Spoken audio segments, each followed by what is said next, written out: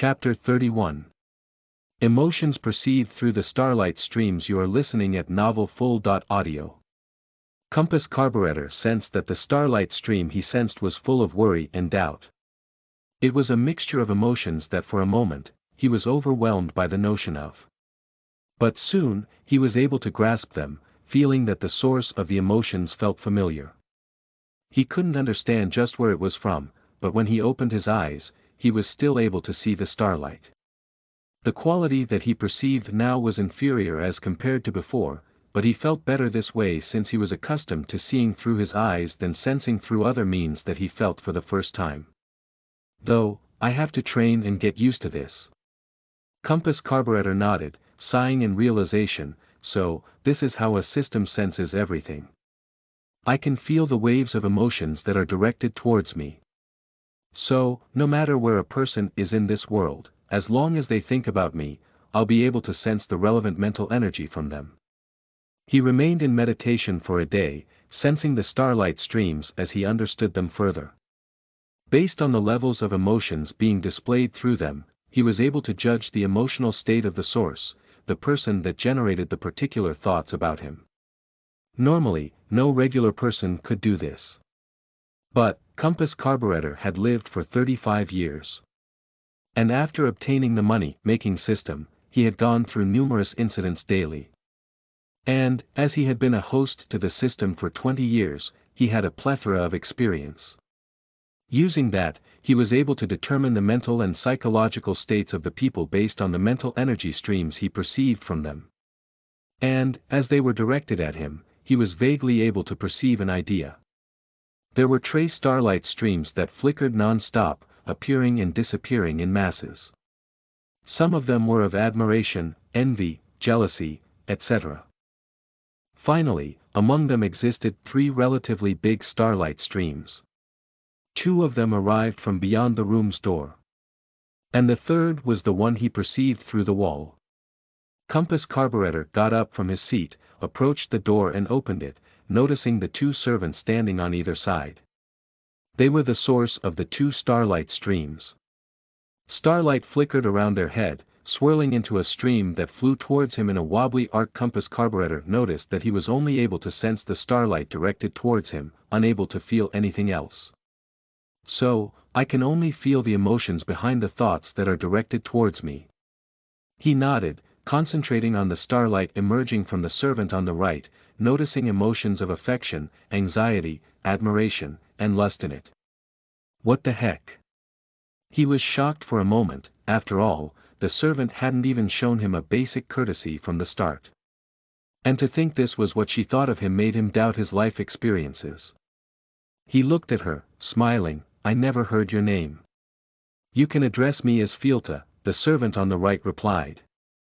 Compass Carburetor immediately sensed a wave of bashfulness and excitement among the starlight stream emanating from her.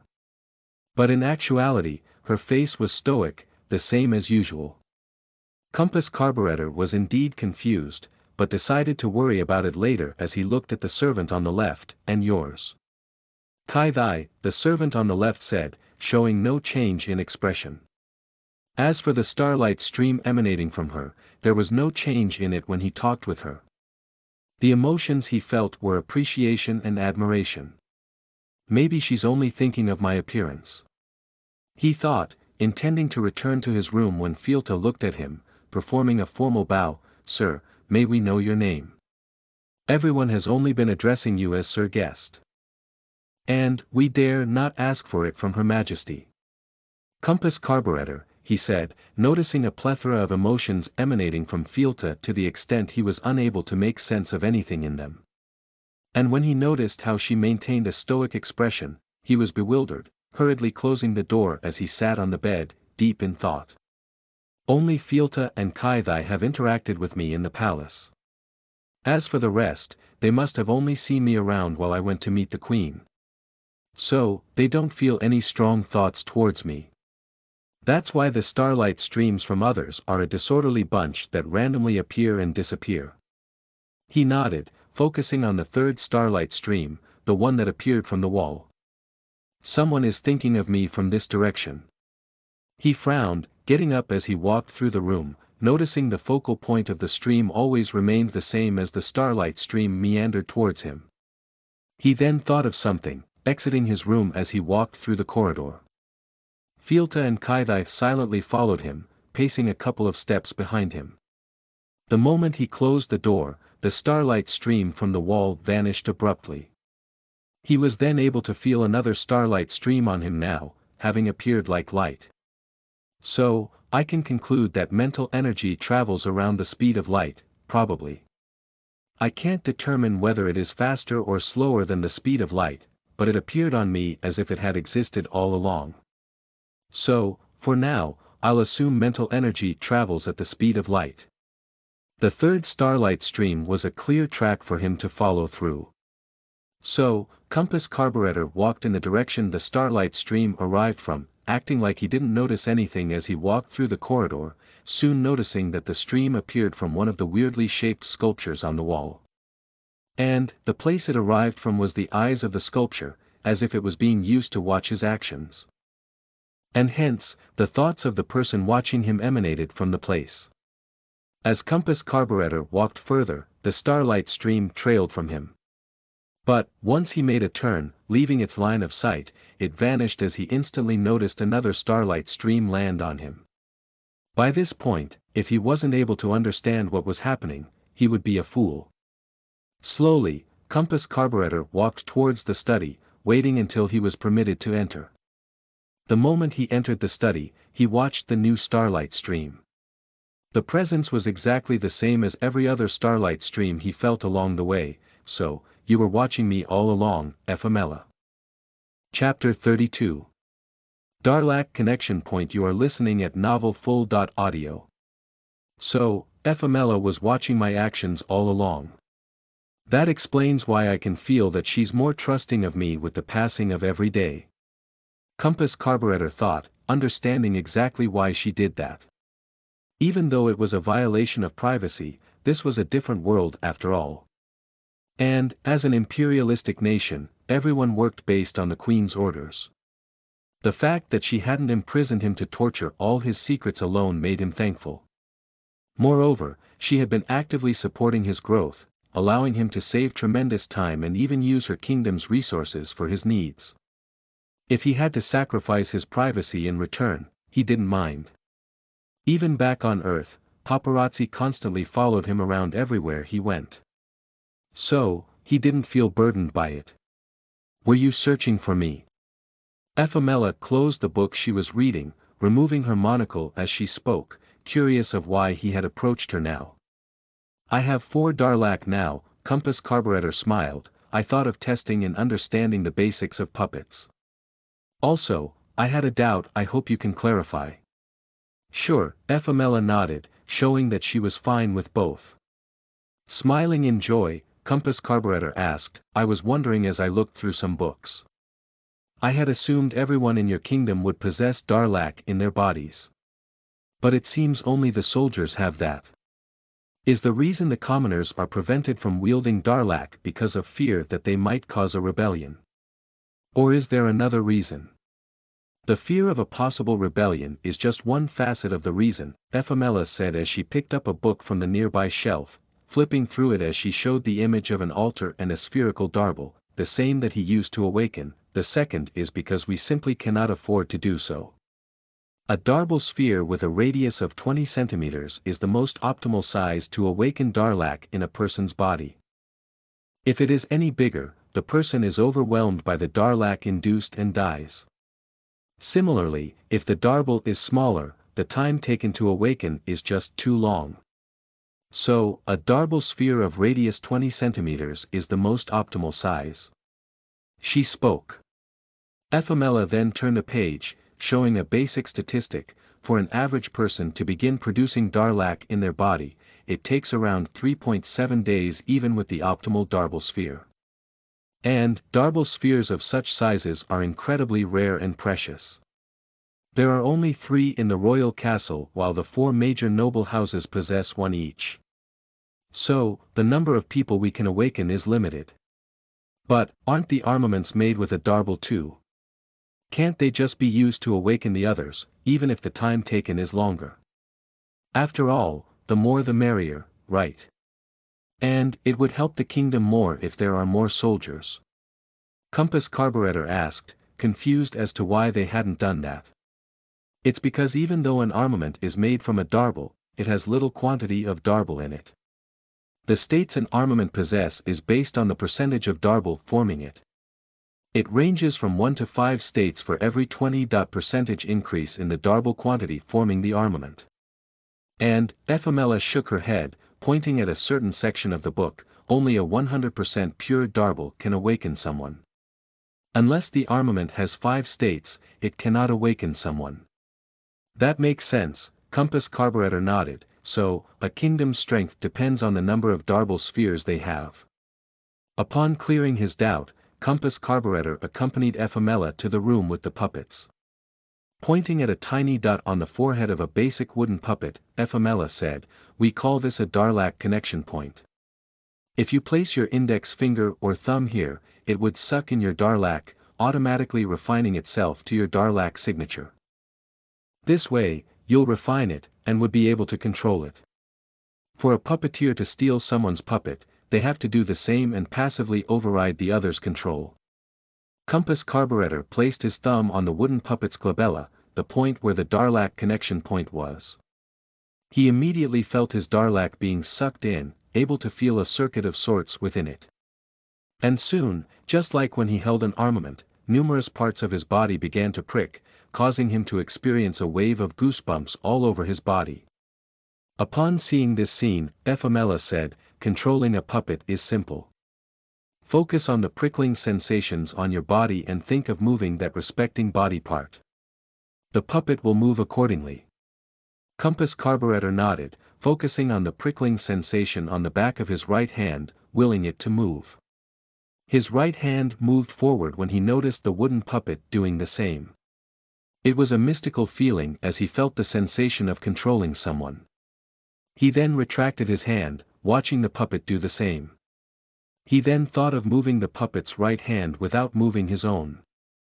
It was difficult as he was unable to imagine and think of the action clearly. The puppet's hand only shivered from time to time, moving forward an inch before stopping or returning to its resting state.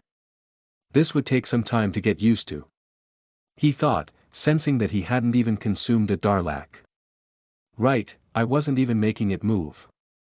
And, this is the most basic version, Ednel.co. After a moment of thought, he asked, approaching the topic that he had intended to ask about in the first place, "By the way, how can I control this puppet when it's out of my line of sight?" The moment he asked it, he was immediately able to perceive immense waves of guilt and hesitation from the starlight stream emanating from Ephamela.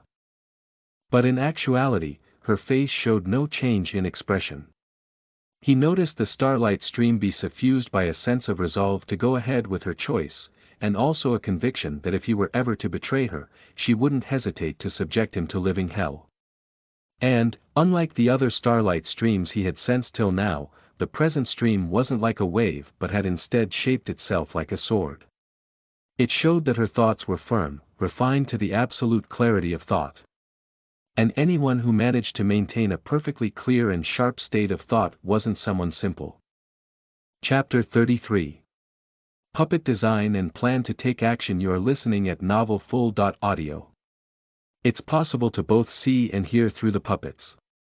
We have the technology to achieve that. Ephamela said, "But I'm sorry, I cannot tell you details about that. It's a state secret." "It's fine, I just wanted to know if it was possible." Compass Carburetor nodded, asking, "Can the mode to see and hear be installed in a tiny puppet?" "Only if we have the design necessary to inlay the darble circuit for that," Ephamela said, asking in curiosity, "Why? Do you have something you need?" "Yes," Compass Carburetor nodded, "at present, even though the scouts are doing an impressive job in monitoring Regreel, they are involuntarily contributing to his growth. He's growing faster as a result, so, I plan to scout him alone from now onwards. And to aid that, I have a puppet design in mind." "Is the cause related to what you had attempted to tell me before?" Ephamela asked, thinking of the incident when Compass Carburetor stopped speaking abruptly as his body trembled and burned up, looking like he might die any moment. Part of it is related to that. And Regreel's ultimate treasure is capable of growing based on the number of people concerned about him, whether with good or bad intentions. Compass Carburetor then waved his hand. I don't mean to say that I'll be dealing with him alone. I'll only be the one scouting him. As for the rest, they could indirectly support me. This way, they won't contribute to his growth. Moreover, he said solemnly, you should do something to prevent General Artika's betrayal and Regreel's survival from being known to the populace. If possible, suppress the information completely so that no one will even know that this incident had ever happened. That would staunch his growth further. I'll see what I can do about that, Ephamela said, not giving any guarantees. She then asked all of a sudden, wouldn't it be simple if I just marched straight at him and killed him once and for all? Theoretically, General Artika cannot stop you from doing so. And, if you face them, you're bound to win guaranteed. But, the moment you set out to do that, an enemy kingdom might coincidentally try to attack here.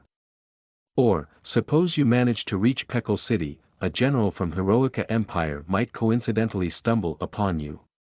He sighed, saying, I cannot give any guarantees if that might happen, but we can test them once and see how it goes.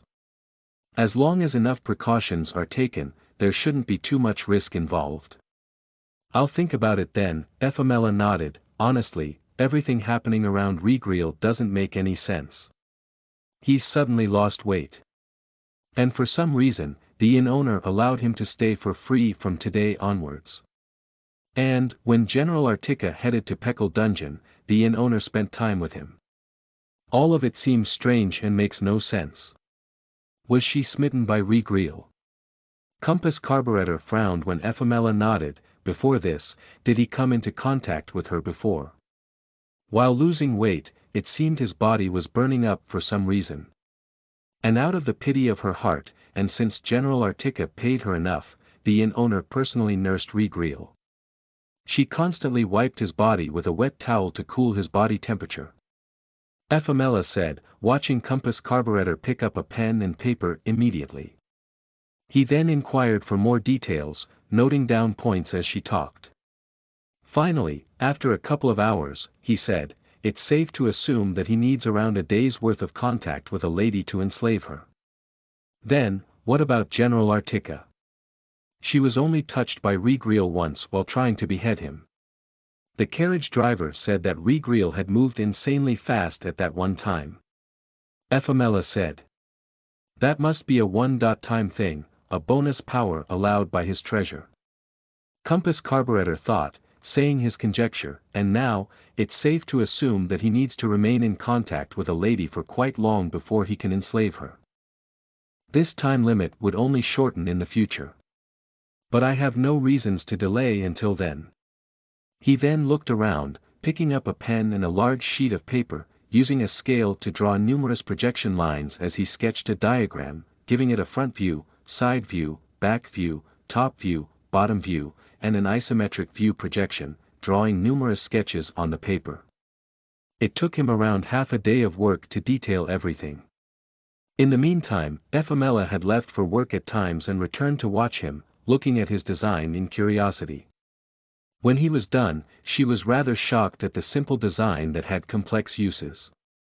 If possible, I need a puppet like this. I drew the image on a 1:1 scale, so that's how big I want the puppet to be. As for the materials, that doesn't matter. They can be anything that can get the job done. With this, I'll be able to spy on Regreel perfectly. Compass Carburetor said, giving the paper to her. Ephamela looked at the design, contemplating for a good hour before she said, we have a circuit that could be used, albeit with some minor changes. There might be some trial and error involved, even though the overall design isn't complex. It would be done within a month. Thank you. Compass Carburetor bowed and turned around, intending to return as he said, I'll be training in the meantime. After a week, I wish to head into the Ellipster dungeon to train myself.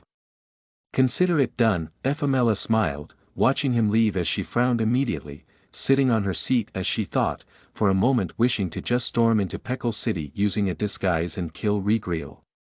She was irritated at the fact that she couldn't deal with him easily when she was able to instantly overpower him, despite General Artica protecting him. It vexed her because she was smart and had sensed that something mysterious was at play here. And if she didn't realize it soon enough, she would be engulfed by the storm that would happen soon enough. Damn it, I should have just killed him in the throne room. It would have saved all this hassle. She gripped her armament, frowning as she focused, thinking of everything Compass Carburetor had told her, then matching the information to what she had observed in Regreal's actions. The fact that he was able to predict some of Regreal's in advance was enough proof that Compass Carburetor was privy to a lot of details. But, it seemed he was inhibited by something, preventing him from sharing the information with her. But, neither of them gave up. He had given her numerous hints throughout their numerous conversations. And now, it depended on how well she was able to piece everything together without alerting whatever mysterious power that was preventing information about systems being a thing of reality from being verified. Chapter 34. Mental Energy Form. You are listening at NovelFull.audio. Once he had completed his training montage, Compass Carburetor meditated, using part of the time to give himself mental inputs to reduce his resistance to Darlac. For the remainder of the duration, he focused on mental energy. It seemed Ephamela watched his actions at least 20 times a day. And, every time she did, the starlight stream would appear from one spot in the wall. In other times, the starlight stream would emerge from any random parts of the room's walls, depending based on where she was in the palace. It seemed he was constantly on her mind. He was thankful for it though, since he was able to feel her emotional state concerning him. So, it was his gauge to determine the Queen's stance on his matter. As the days passed, her sense of worry seemed to be increasing. Though, he knew the cause. It was because Regreal was growing stronger. And when he received the report, Compass Carburetor flinched in shock because Regreal had already accumulated 40 Darlac. At his present speed, Compass Carburetor was able to increase his Darlac by 2 per every 3 days. His speed of increasing Darlac continued to increase thanks to his body reducing instinctual resistance against it. And, as he possessed a body equivalent to numerous athletes combined into one, his advantage began to show as the quantity of Darlac being converted from his intake of food continued to increase. At present, he was able to refill his 15 Darlac with a single meal.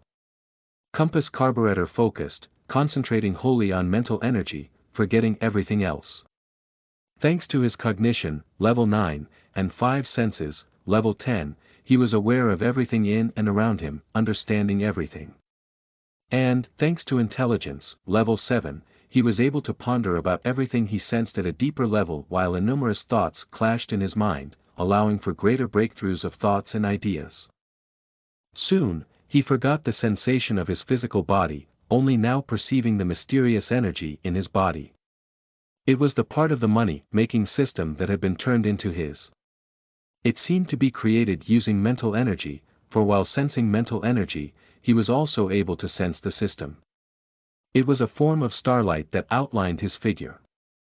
And at the core, condensed from the densest starlight was Anthozoa, his gun. It seemed that as long as the gun remained undamaged, there was a chance he wouldn't lose any memories under any external effect. The gun acted like the heart of his mental energy form as numerous nerves of sorts, dense streams of mental energy thin enough to look like nerves, traveled from it, connecting to different objects of sorts. Among them, the biggest and brightest of the lot was his right arm. Compass Carburetor knew based on the memory surge, when he made Anthozoa his personal fragment, and what he sensed now that this right arm was the arms that had been displayed in his status window. It was what would hold a system fragment in the future, if he obtained one.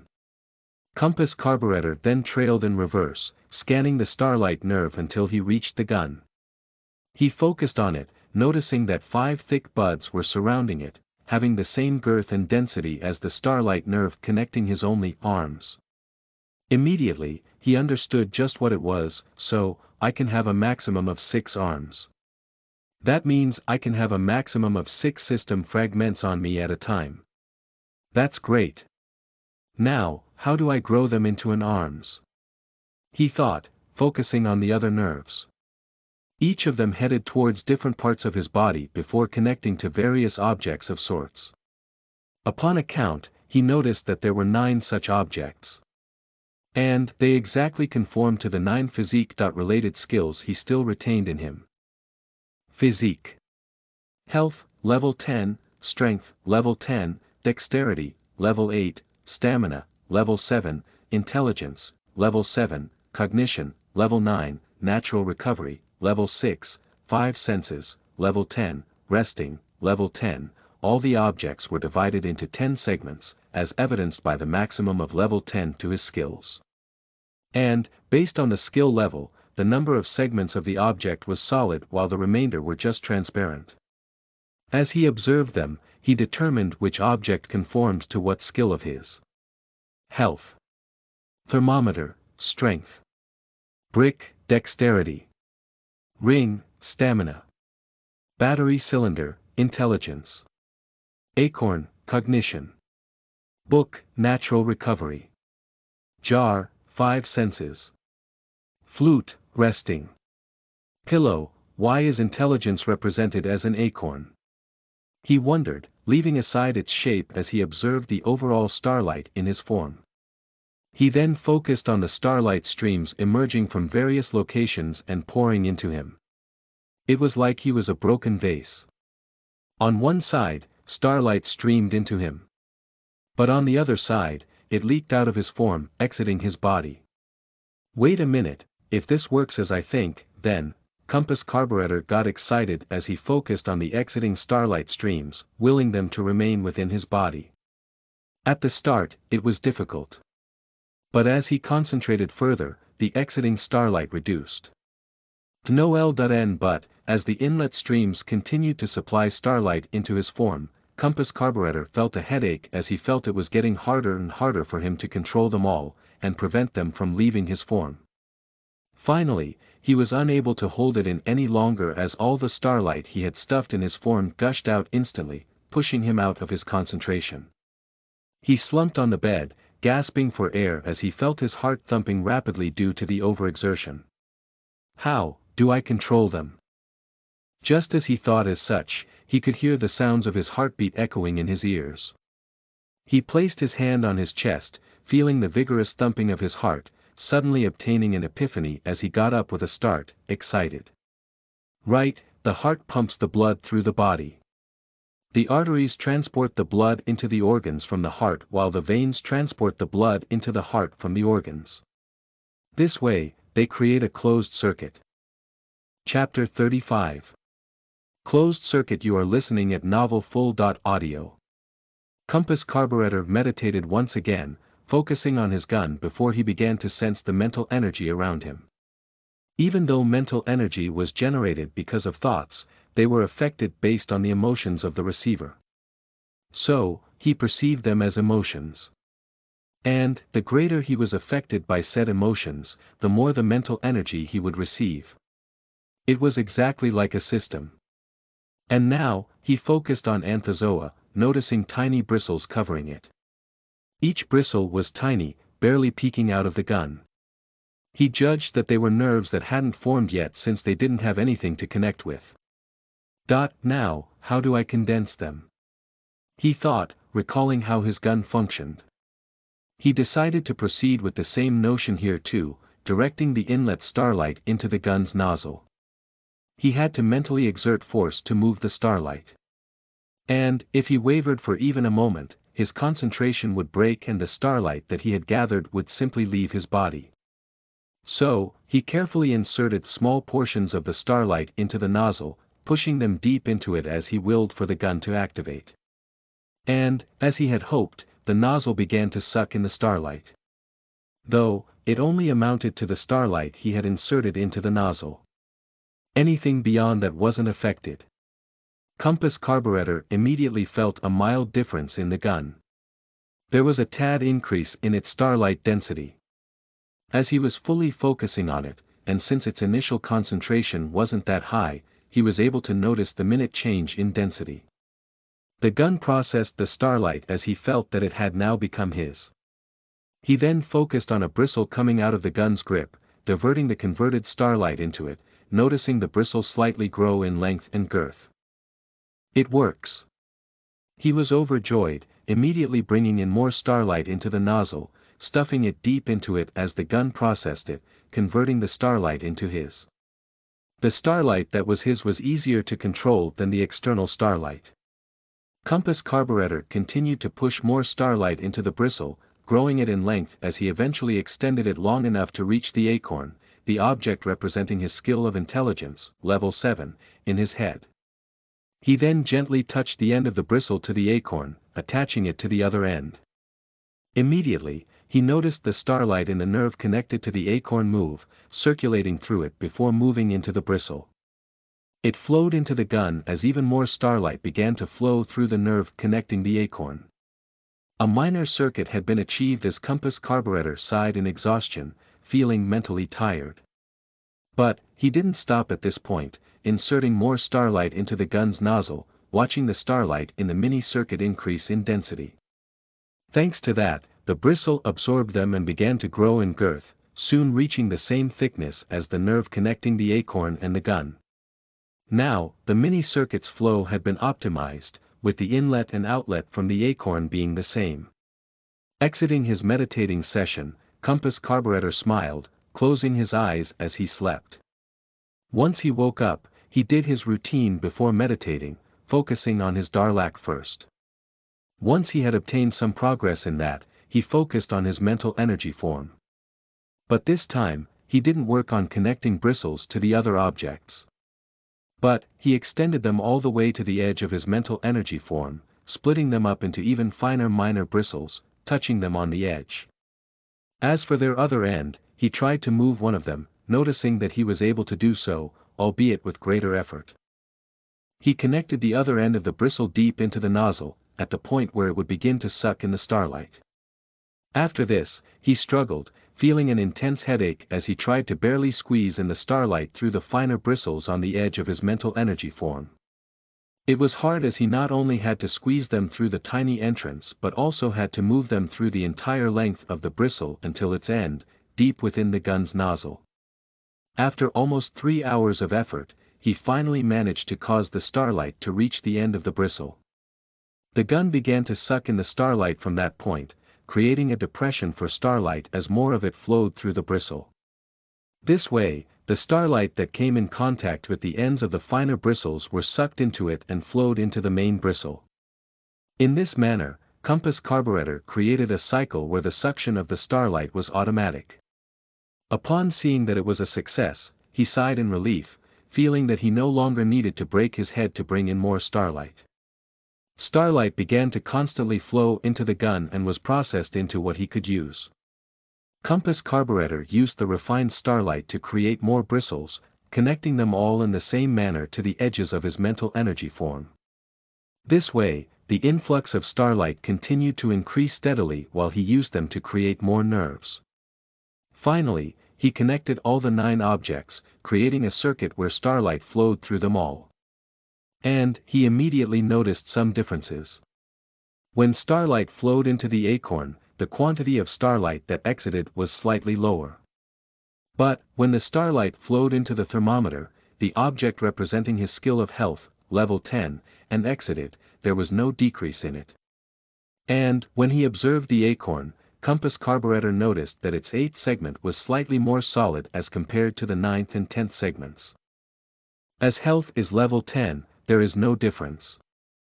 But, since intelligence is level 7, it is getting upgraded to level 8 by absorbing the starlight. This way of development is the same as a system's.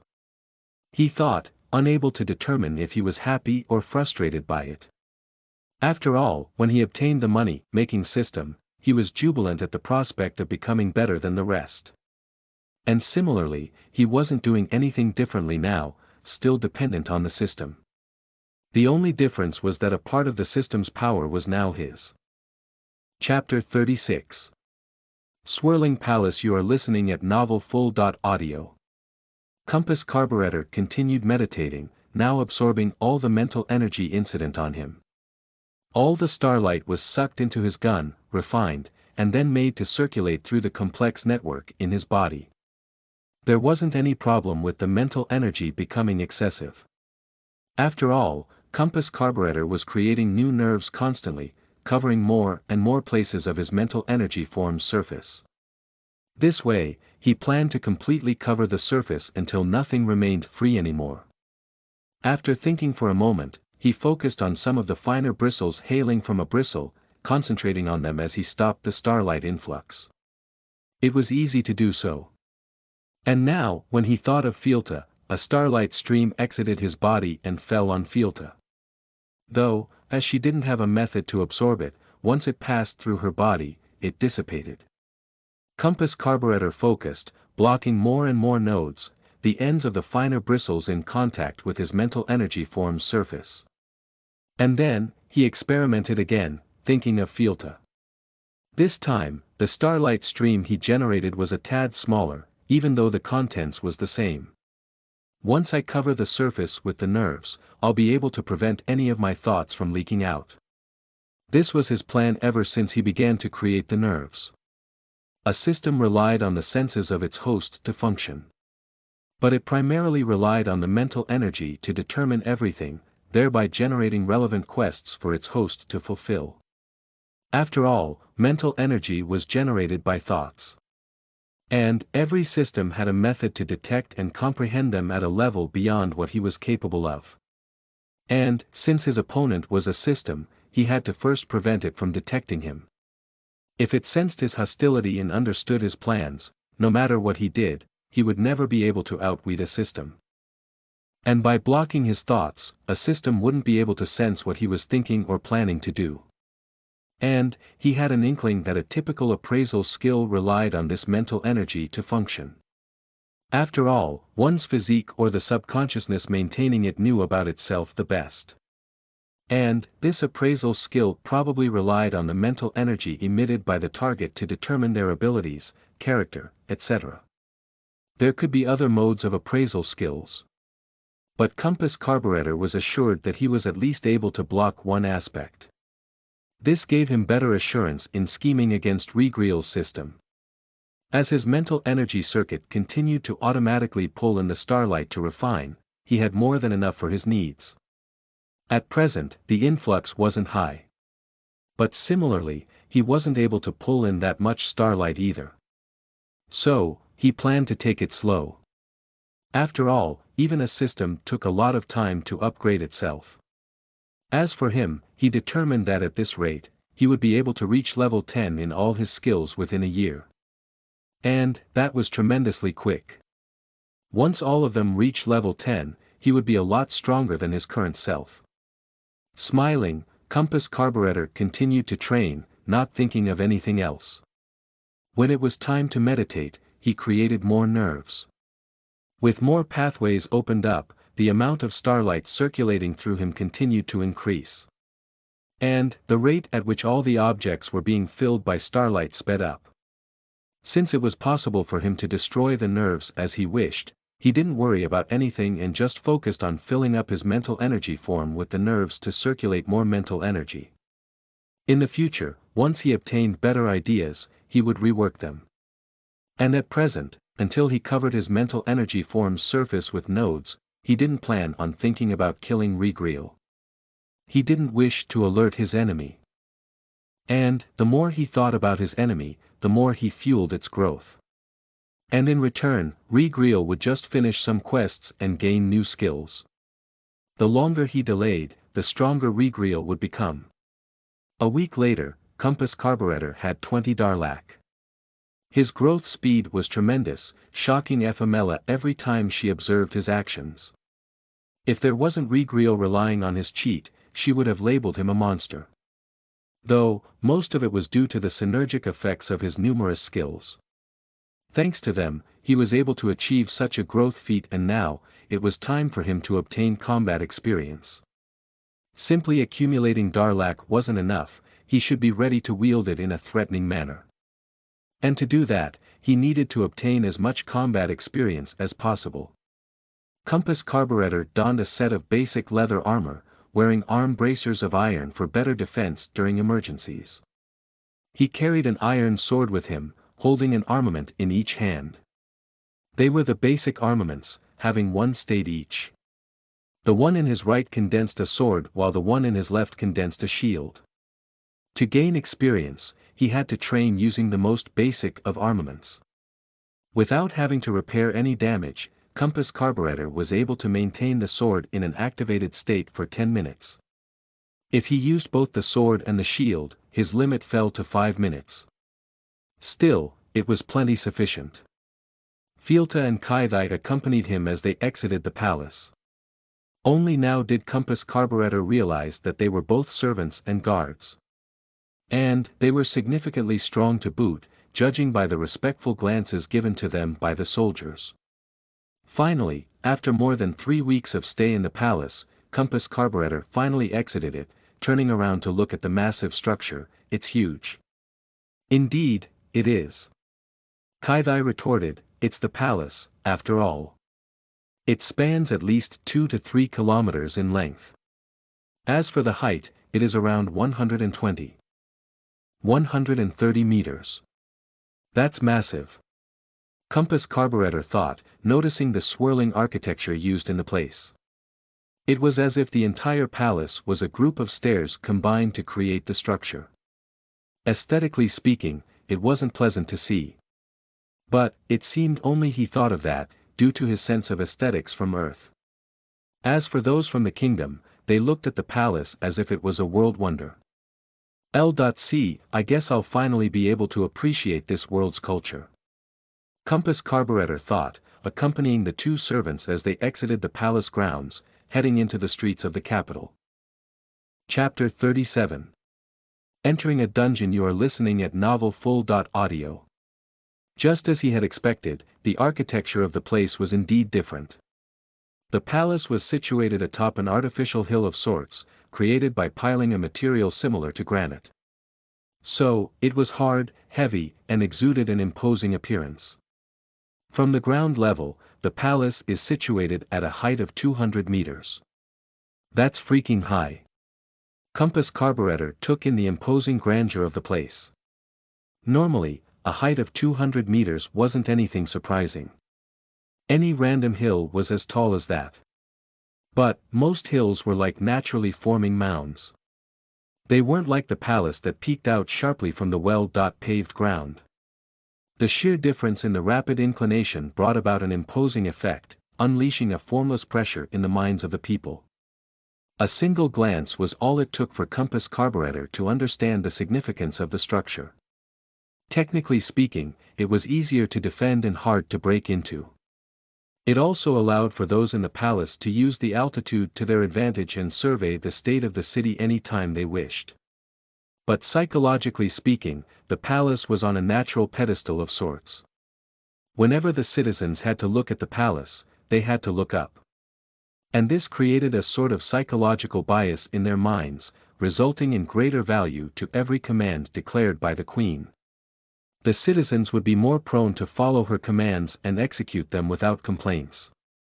It was because, whether they wished to or not, thanks to gazing at it every day, the status of the palace was high up in their mind. So involuntarily, they turned into loyal citizens. A simple structure and its geological placement were capable of achieving this.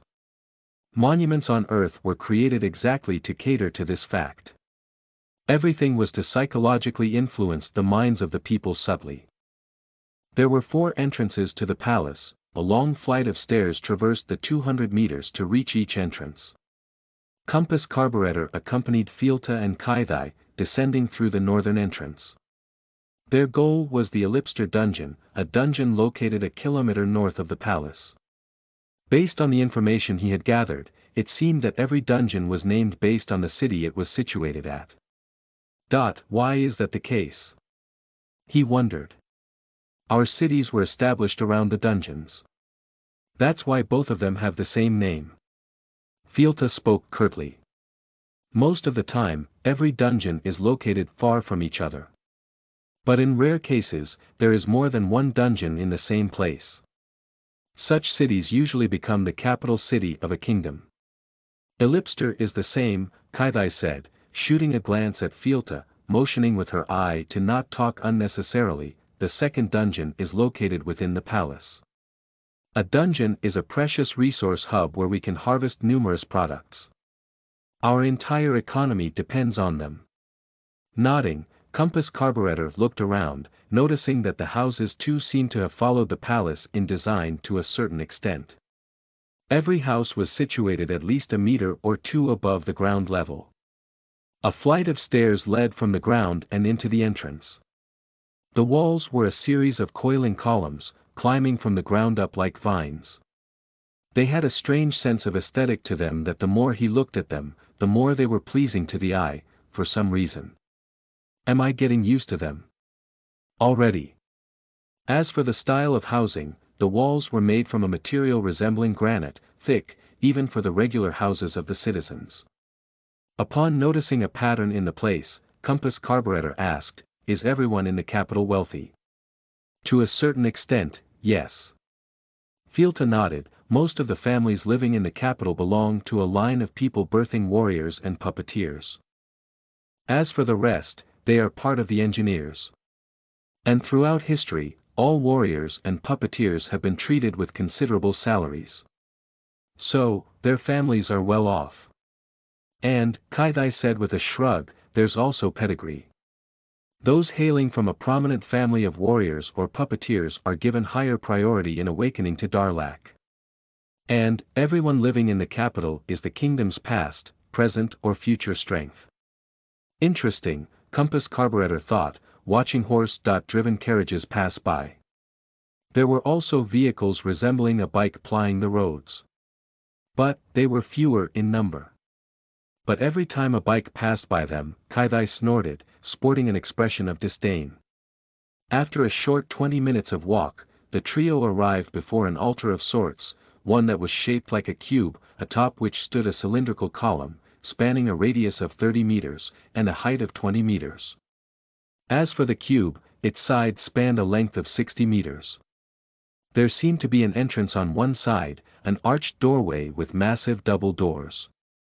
A barricade of sorts had been erected at the entrance, preventing anyone from trespassing. The guards stationed there checked the identification proofs of everyone that wished to enter. And they all looked strong. When Compass Carburetor approached them, one of the guards motioned for him to stop, asking for his identity proof. But upon glancing at Fielta and Kaithai, he motioned towards the entrance, "Please proceed." "Are they someone famous in this kingdom?" Compass Carburetor thought, wondering about the two servants that accompanied him. But considering the fact that the queen had only sent the two of them to accompany him, it was enough proof that they were strong enough for her to trust him in their hands. There was a chamber within, the insides of the cube. And, another door stood in his way. The guard stationed at the place motioned them to proceed through the tiny door at the side, saluting once they saw the two servants accompanying him. Pushing the door open, Compass Carburetor entered the place, standing rooted to the spot as his eyes widened in shock, gazing at the spectacular scenery before him. "I'll be damned." Chapter 38. This is a dungeon. You are listening at novelfull.audio. I'll be damned, Compass Carburetor was astounded as he noticed the abstract change in scenery. This is a dungeon. Spanning before him was a vast stretch of water, coupled with gentle waves. The water was slightly transparent, allowing him to notice numerous shadows swimming within. And, every shadow was at least 3.5 meters long, frightening him. Some were even longer. But, that wasn't what surprised him.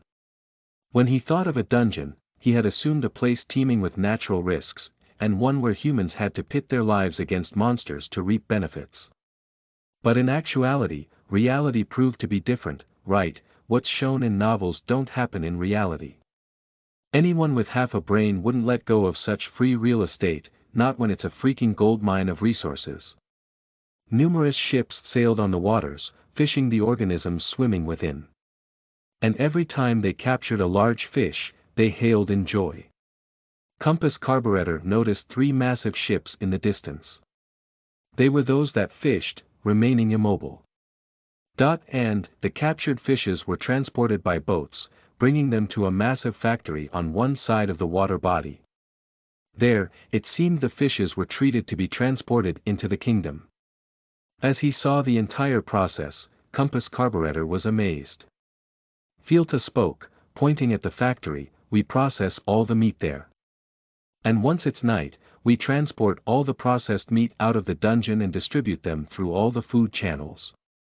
The food we obtain from this dungeon is enough to sustain the entire capital and still have some excess.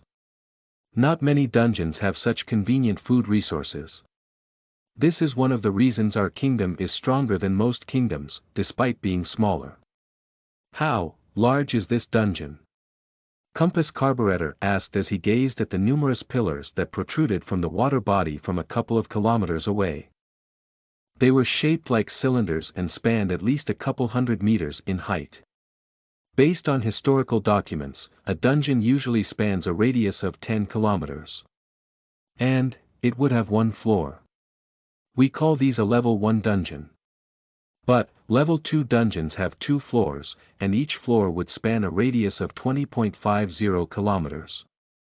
Level 3 dungeons are even wider, having a radius of around 80.150 kilometers. Each floor of such a dungeon is as big as our kingdom. As for higher level dungeons, they are only present in the biggest of empires. Kaithai said, "This is a level 2 dungeon, by the way."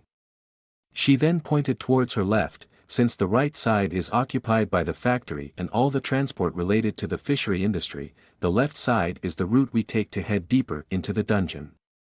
Every dungeon has a couple of species of monsters. And the bigger and stronger the monster, the bigger the darble we can harvest from it. Fielta pointed towards her forehead. No matter the type of monster, it would have a small piece of darble growing on its forehead.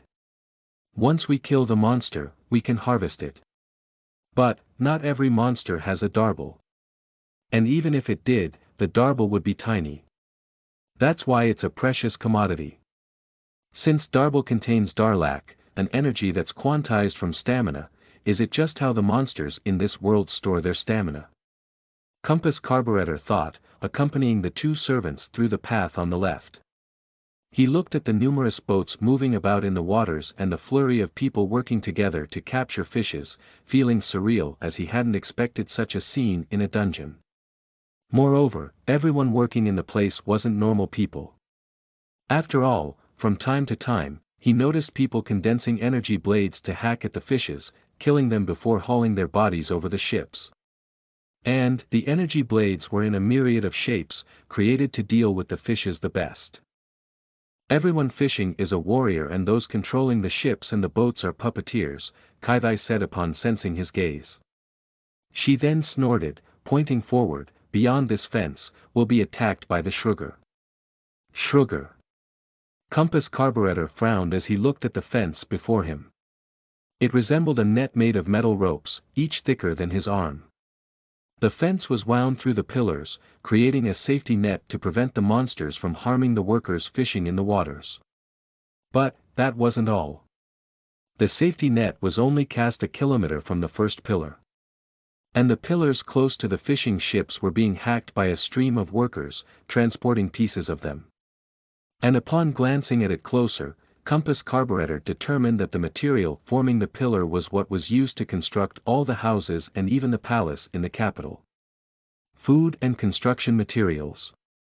Compass Carburetor thought, focusing as he could hear some cries that fluctuated between the chirps of birds and the hooting of wolves. And in the path before him was a gate, one that allowed him to proceed into the other side of the fence. Once he approached it, Fielta said, "The terrain is dangerous from this point onwards. So, be on your guard." "All right," Compass Carburetor nodded as Fielta pushed open the door and entered first. He followed after her while Kaithai came in last, closing the door upon her entry. The terrain wasn't any different from before, but the atmosphere sure had changed. He also noticed what resembled footholds on the water floating amidst. Moreover, there seemed to be flat protrusions along the sides of every pillar now. If he so wished, he could scale one to the top using the protrusions that acted like steps. And, there were the footholds on the water, allowing him to traverse and reach the pillars. The footholds are just floating pieces of rock. You can't stand atop one for more than a couple of seconds. Otherwise, it would just sink. And, the marine creatures would jump at you all the time. Fielta said, suddenly running forth before leaping onto a foothold. No sooner had she done so when a gigantic fish leapt out of the water, opening its maw wide as it clamped on her. Chapter 39. Cadenna. You are listening at NovelFull.audio. The fish seemed like a shark at first glance, but had more than 10 fins on its body, allowing it to propel itself even faster. Right as it opened its maw, intending to clamp on Fielta, she brought forth the armament on her right, unleashing an energy blade. It was a sword, spanning a meter in length. But in an instant, she increased its length to 10 meters, and then widened it by 5 meters. The tiny sword had increased in size to such an extent it simply severed the fish into two. Fielta condensed another sword using the armament on her left, piercing it into the snout of the fish, repeating the same as she severed a tiny portion. She ducked, watching the severed halves of the fish fly above her. Then, she got up, grabbing hold of the tiny piece of meat that she had severed in her second attack. Followed by a leap, Fielta landed on the ground, quickly distancing herself from the water, watching a couple of fins peek out of the water, stopping before the land. Dropping the piece of meat on the ground, Fielta pointed at the tiny crystal on it. We were lucky this time. The Cadenna has a tiny Darble crystal on it. Fielta then looked at Compass Carburetor. The energy blades condensed by our armaments don't have any weight to them. So, you can't wield them like a regular sword or spear. The main strength of an armament is its state. When I activated the long sword state, my sword instantly increased in length. Thanks to its sharpness, it can pierce through tough objects. No matter what, the increase in length won't stop until it reaches the designated length. And by activating the wide sword atop that, I managed to instantly kill that Cadenna. That's how we fight with armaments. My armaments only have one state though. And, one of them is a basic sword, and the other is a shield. Compass Carburetor thought, thinking of giving it a try anyway as he followed Fielta's example, jumping onto a foothold. Suddenly, he noticed 3 mental energy streams exit the water and land on him. In the fraction of a second, Compass Carburetor instinctively understood what was up, quickly jumping towards a nearby foothold, watching 3 Katunas jump out of the water and attack the foothold he had been upon just now. Well, at least, I would no longer be ambushed, thanks to this. He smiled. The moment the Katunas sensed his presence and intended to attack him, they had thought of him. And, Compass Carburetor sensed that mental energy stream they emitted, since he was the target of the said thoughts. This allowed him to picture the direction they would jump out from, evading promptly. Kaithai was surprised at the scene, wondering just how Compass Carburetor had done that. She assumed he had dodged the first time through a fluke. But, upon seeing him do the same a couple more times, she realized, he has extraordinary senses. She slowly retracted her hand, relaxing. At the start, she and Fielta had been ready with their armaments, intent to rescue Compass Carburetor the moment his life was in danger. And, they had positioned themselves accordingly so that he was still in the range of their attacks. This way, saving him could be done instantly by activating their long sword. But now that he proved his capability, they didn't interfere, only watching from the side, ready to step in at a moment's notice. This is hard. Even if I can dodge them, I am unable to wound them. Compass Carburetor thought, timing himself accordingly as he slashed forth with the sword, creating a gash on a Cadenna. But, the injury wasn't deep. Moreover, he had to constantly change his footholds to prevent himself from sinking or be caught by the Katunas. As he continued to dodge, he noticed some of the footholds, that had previously sunk, resurface. It takes about 10 seconds for the footholds to resurface. That's comforting. Holding the sword in his right, compass carburetor had to be alarmingly close to the jumping katana to slash it. And while doing so, he had to be careful not to lodge it too deeply. But, right as he thought so, his timing was off as a katana jumped at him, causing him to deactivate his sword to dodge. And, placing the armament closer to its moving body, he activated the sword in reflex, causing it to plunge deep into its body. But, in his fluster, he failed to deactivate it on time, causing the katana's momentum to be transferred into him, pulling him along. Compass carburetor's eyes widened in shock as his heart leapt. He watched the water surface approach closer and closer to him, also seeing a mental energy stream appear from right underneath. Damn it! Right as he planned to summon his gun, an energy blade appeared between him and the water. It was Fielta. She had used both the long sword and the wide sword, extending it towards him while placing the armament on the ground, treating it as an anchor. She used one of the footholds as the other anchor to keep the energy blade stable. With a length of 10 meters and a breadth of 5 meters, it formed a large platform to land upon. Compass carburetor landed on its flat surface, watching the katana collide into it from under. The momentum caused the energy blade to swing up, throwing him off. Fielta hurriedly changed the angle of her energy blade, causing compass carburetor to be thrown off towards the ground. Making an arc in the air, he landed on the ground, rolling the moment his feet touched the ground, saving himself from being injured by the fall. He hurriedly got up, only relaxing when he realized that he was a couple of meters away from the water body. Looking at the two armaments he had dropped on the ground while rolling, compass carburetor heaved a sigh in relief, picking them up as he looked at Fielta. "Thank you. I almost died just now." "It's fine," Fielta said promptly, "we were just doing our job." She then pointed at the footholds once again. "Since you are uninjured, get back out there and kill some katana. We aren't going to stop until you kill at least 10 of them." "All right." Compass carburetor took in a deep breath, feeling his thumping heart as he stood at the edge of the land, controlling his breathing as he focused. This time, he was planning a different approach. Chapter 40. A Natural Genius. Or just a system-enhanced genius. You are listening at NovelFull.audio. His approach was simple. The katanas leapt out from the water to bite him. And, he had to kill them in the short duration they were out of the water. Compass carburetor activated his sword once, slashing it on the ground, noticing a sharp line form on it. The sword is sharp and pretty sturdy. He then sensed within himself, the Darlak expenditure didn't increase when I slashed at the ground.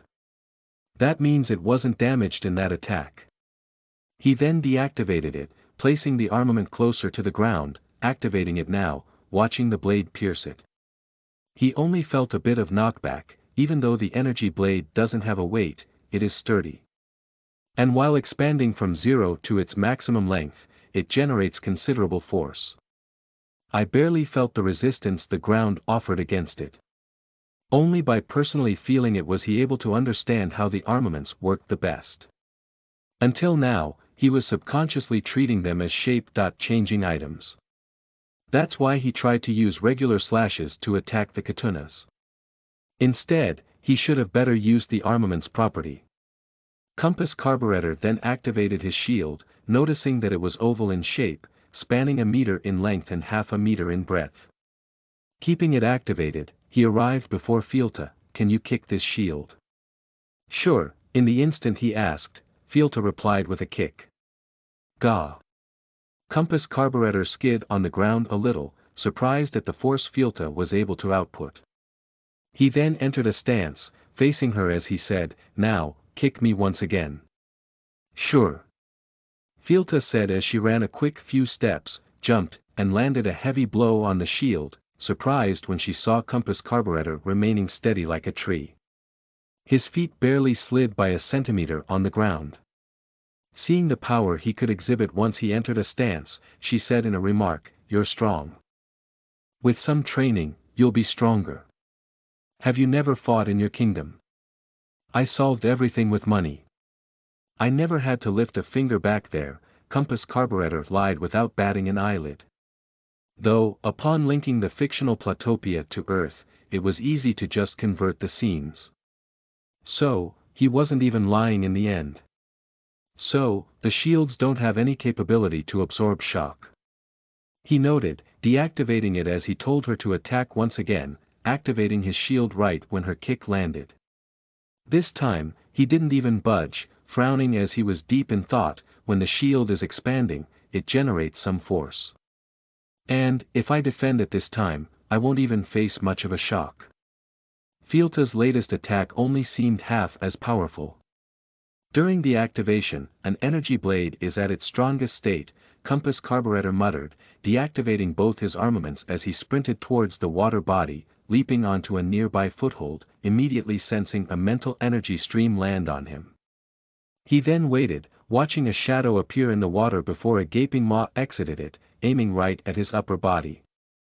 Compass Carburetor actively sidestepped while inserting his left hand into the open maw, activating the shield right as the katana clamped its mouth shut. The shield expanded instantly, causing the katuna's mouth to bulge alarmingly. Compass Carburetor had only activated it for the fraction of a second, having thought through and timed everything accordingly at the start. He just followed everything he had already planned out, inserting his left hand into the katuna's mouth, activating the shield, deactivating it immediately as he retracted his hand. Compass Carburetor watched the katana pass by right before him, noticing its fins slap him along the way. As he watched it crash into the water, he could assert with assurance, it's either dead or unconscious. After all, when he expanded the shield, he had aimed at the insides of the katana from where the mental energy stream was being generated from. So, it should have been the katuna's brain. After all, the moment the shield expanded, he noticed the mental energy stream being cut off.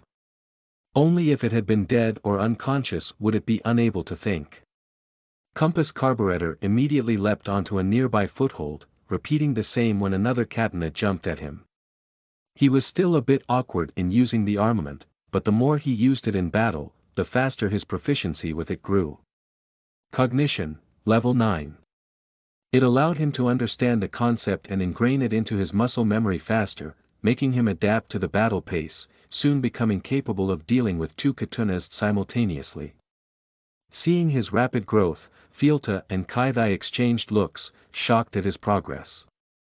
But, they didn't show anything on their faces, silently watching him, intending to protect him the moment he was in danger. Once he got accustomed to the shield, Compass Carburetor switched to using the sword, poking repeated holes in the katunas that jumped at him. He hacked and slashed, mostly sticking to piercing attacks by exploiting the armament's feature. Soon, the water body around the area he jumped around began to be dyed a dark shade of crimson. Having understood the timing of the foothold stay on water while he stood on it, and the duration it took to resurface after sinking, he was able to think up his actions in advance. Moreover, thanks to the mental energy streams, he was able to notice the direction the katunas would come from, able to react and plan in advance. But right as he got the hang of it, having either killed or knocked more than 10 katunas unconscious, he suddenly noticed a dense number of mental energy streams fall on him. And, the source for them all were the pillars farther away. Compass Carburetor knew not to bite beyond what he was capable of. After all, it was just his first training session. He didn't have any foolish thoughts of turning into a master of war 5 minutes after using a weapon. Without any hesitation, he retreated behind Kaithai, causing her to snort as she noticed quite a few shruggers flying their way.